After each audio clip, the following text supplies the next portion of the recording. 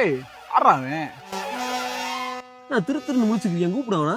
ஏய் வாடா சொல்லுங்கண்ணா. தம்பி 2 கடி திருத்திட்டு முடிச்சுக்க என்ன கலாணி தர முடியா? ஐயோ இல்லண்ணா, நான் இந்த ஊர் கிடையாது. நான் வந்து மதுரைக்கு புதுசுண்ணா.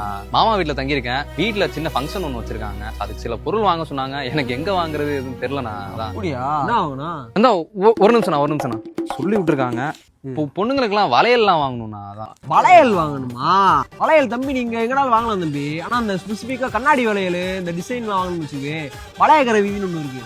அங்க போய் நீ வாங்கணும்னு வச்சுக்கவே சிறுசுல இருந்து பெருசு ரகரகமா வச்சிருக்கேன். அங்க போய் அள்ளிக்க. என்னண்ணா சொல்றீங்க? எதுக்கு தனி ஸ்ட்ரீட் இருக்கா? தனியா இருக்குப்பா.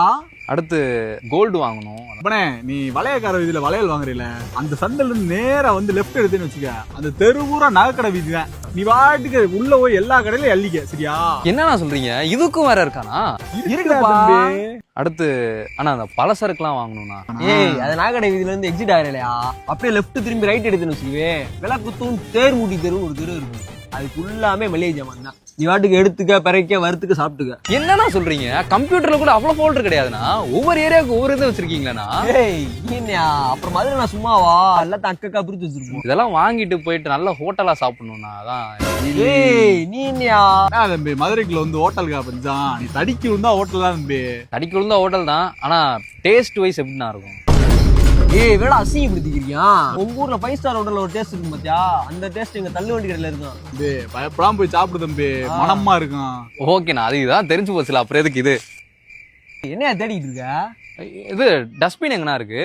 இந்த குப்பையை போடணும்ல. ஏய் எங்கிட்டனாலும் போடுறா குப்பையா. என்னண்ணா சொல்றீங்க? நீ வாட்டு போ, வளையக்கார வீதியில போடு, தேர்மூட்டு தெருவுல போடு, எங்க வேணா போடு திரும்ப. உனக்கு சிரமமா இருக்கா? நீ வாட்டு கொண்டு போய் அந்த வைகாத்துல கூட போட்டுவா. ஏய் காலை நாங்க தான் போட்டேன், யாருமே கேட்கல. எல்லாரும் அங்கதானே போட்டுக்கிறீங்க, எவன் கேட்க முடியும்னு நினைக்கிறேன்? யாரு கேட்பா முத? கரெக்ட் போடுறா. ஏன்னா எல்லாத்துக்கும் பிரிச்சு வச்சிருக்கீங்க.